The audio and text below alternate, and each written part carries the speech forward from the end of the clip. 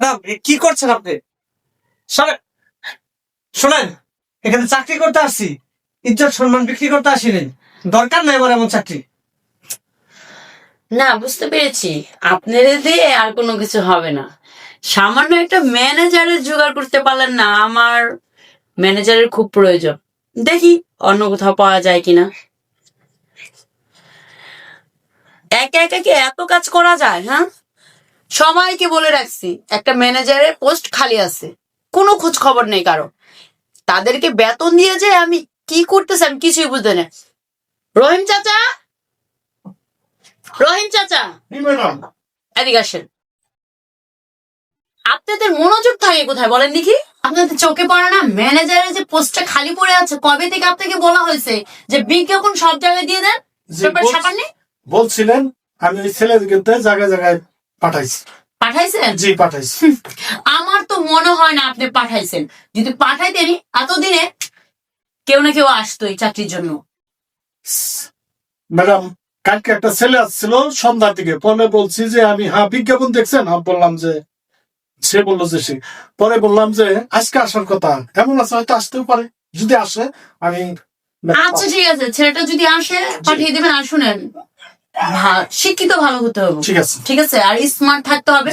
Body fitness সব দিকে ভালো যেন থাকে। ঠিক আছে, বুঝেনি তো? আমার পাশের চেয়ারটাই সে বসবে। আচ্ছা ঠিক আছে, যান। তাদেরকে শুধু শুধু বেতন দিয়ে আসছে, কোনো কাজের না একটা লোক। কাকা, আসসালামু আলাইকুম। ওয়ালাইকুম আসসালাম। ম্যাডাম কি আছে?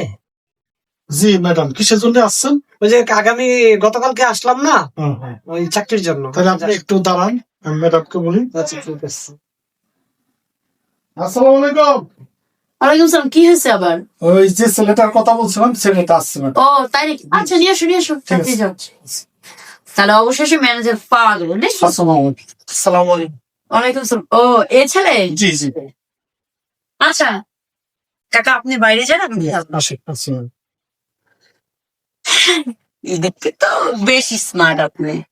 তা আগে কি করতেন? আগে ম্যাডাম অন্য একটা কোম্পানিতে জব করতেন। তাই না? জি। দেখি।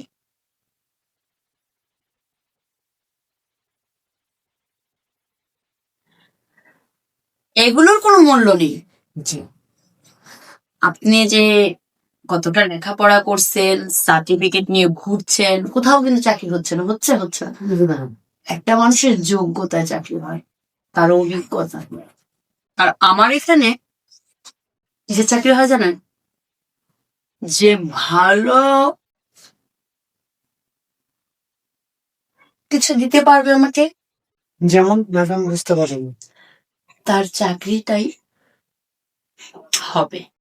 না ম্যাডাম, এরকম কিছু না, আমার চাকরি হলেই হবে। চাকরি হলেই হবে, আর তো কিছু না। আমার এই অফিসের ম্যানেজারের স্যালারি কত জানেন? জি না ভাই। 40,000 টাকা। চিন্তা করে দেখেন, এই 40,000 টাকা আপনার পকেটে যাবে যদি শুধু আপনি আমার মনটা জগিয়ে চলেন, আর কিচ্ছু না। আর সব আমি দেখে নেব। আসে, আমরা একটু সাইডে বসে কথা বলি। জি ম্যাডাম, চলুন। তোমার কাছ থেকে আমি কিছুটা সময় চাইনি, তুমি আমাকে সময় দিবে, আর কিছু চাই না তোমার কাছে। এখন বল। জি ম্যাডাম, সকাল 8টা থেকে 5টা পর্যন্ত আপনার সকল কাজ আমি করে দিব। ইভেন আপনি যদি 2-4-5 দিন ফ্যাক্টরিতে নাও আসেন, সেটাও আমি করে দিব। সেটা আমি জানি, তুমি কাজের দিকে পুরো পারফেক্ট। এমন করছেন কেন ম্যাডাম? আরে বোকা ভালো, শোনো, তুমি কি বিয়ে করেছো? জি না। বিয়ে করোনি বিজয় শরম শরম লাগছে, লজ্জা। আমিও কিন্তু বিয়ে করিনি। আমি চাচ্ছি আমার পার্টনার হিসাবে একটা ম্যানেজার আমার কথায় উঠবে, বসবে, আর আমাকে কিছু সুখ দিবে। কি করছেন আপনি? শোনেন, এখানে চাকরি করতে আসছি, ইজ্জত সম্মান বিক্রি করতে আসিনি।